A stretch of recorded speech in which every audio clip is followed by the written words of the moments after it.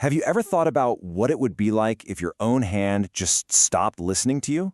Imagine it clenching into a fist and refusing to open, no matter how hard you try to command it. It sounds like something out of science fiction, but it's a very real and challenging condition. So let's dive in and really understand what's going on here. This right here is the central mystery we're going to unravel. What kind of breakdown in communication between the brain and the body could lead to something so dramatic? It's a fascinating journey into our own internal wiring. Okay, first things first. Let's get a really clear picture of what we mean when we say a spastic hand. What is it? What does it look like? And maybe most importantly, what does it mean for the person experiencing it? So if you look it up in a medical textbook, this is what you'll find. You've got three key ingredients. First, the muscles are way too tight. That's the increased tone. Second, reflexes go into overdrive. And third, all of that forces the hand into a strange, unnatural position. And when you mix those three things together, you get a really profound problem. And this is where it gets real. This isn't just about a hand that looks different. We're talking about losing the ability to do the simple things we all just do. Buttoning a shirt, holding a fork, even just reaching out to hold someone's hand, all of these can become monumental challenges. So you might be thinking the problem is in the hand, right? Well, that's the interesting part. It's not. The real issue is much deeper. It all starts in the body's command center, the central nervous system. Let's trace how that signal gets broken. It all kicks off with some kind of injury to the brain or the spinal cord. And you can think of that injury as severing a critical communication line. But here's the key. It's not that the hand is getting the wrong signal. The problem is that it's missing a signal. Specifically, it's missing the brain's "hey, calm down" or "relax" message. And this damage, well, it can come from a whole bunch of different places. In adults, the number one cause is a stroke. In kids, it's most often linked to cerebral palsy. But it doesn't stop there. Things like a traumatic brain injury, a spinal cord injury, diseases like multiple sclerosis, even tumors or infections can be the culprit behind this communication breakdown. This is probably the absolute best way to picture it. Your brain is constantly sending two types of signals to your muscles: go and stop, contract and relax. In a spastic hand, that stop signal, the brake pedal, is completely broken. So all that's left is the go signal, the accelerator, and it is jammed to the floor. Okay, so we know the signal is broken.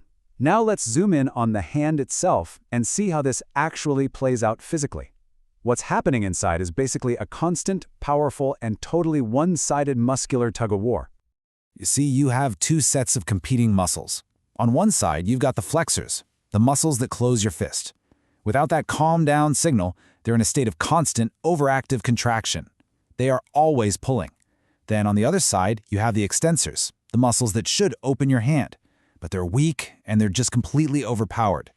It's a relentless battle that the closing muscles win every single time. And you can see the results of this internal fight on the outside. That clenched fist we've been talking about, that's the flexors winning. The thumb getting pulled tight into the palm or the wrist being bent forward, these aren't random at all. They are the direct physical evidence of that muscular imbalance.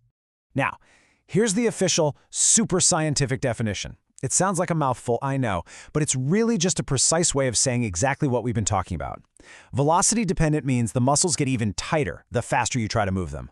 And hyperexcitability of the stretch reflex, well, that's just the science behind our broken brake pedal. So, faced with such a complex problem, what can possibly be done? The answer, thankfully, is quite a lot. But it's not a single magic bullet. It's a coordinated strategic mission to manage the symptoms and claw back as much function as possible.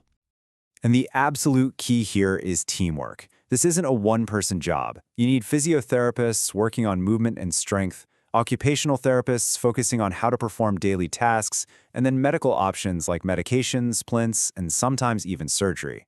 Every piece of this puzzle is crucial. Often, the foundation of care starts with hands-on therapy. Things like gentle, passive stretching and wearing custom-made splints are absolutely vital. Why? Because the goal is to constantly fight back against that relentless pull of the closing muscles, to keep everything flexible and prevent the hand from getting permanently stuck in that position. This part is so cool. It's basically about helping the brain and hand learn to talk to each other again. By practicing specific, useful movements over and over, therapists are actually helping the brain forge new neural pathways, new communication lines. It's like building a detour around the damaged section of the highway. And here's where things get really interesting. You've heard of Botox, right? Well, it turns out it's a massive game changer here. By injecting it directly into those overactive, fist-clenching muscles, doctors can basically force them to chill out for a few months. Now, this isn't a permanent fix, but it creates this incredible window of opportunity where all that physical therapy can be way, way more effective. And that really brings us to our final thought. The spastic hand is, without a doubt, a formidable challenge. It's born from a fundamental breakdown in our body's communication network. But it is definitely not a hopeless situation. With that dedicated team approach, with technology and therapy and a whole lot of human determination, the question really shifts from what's been lost to the much more hopeful question of what can we get back?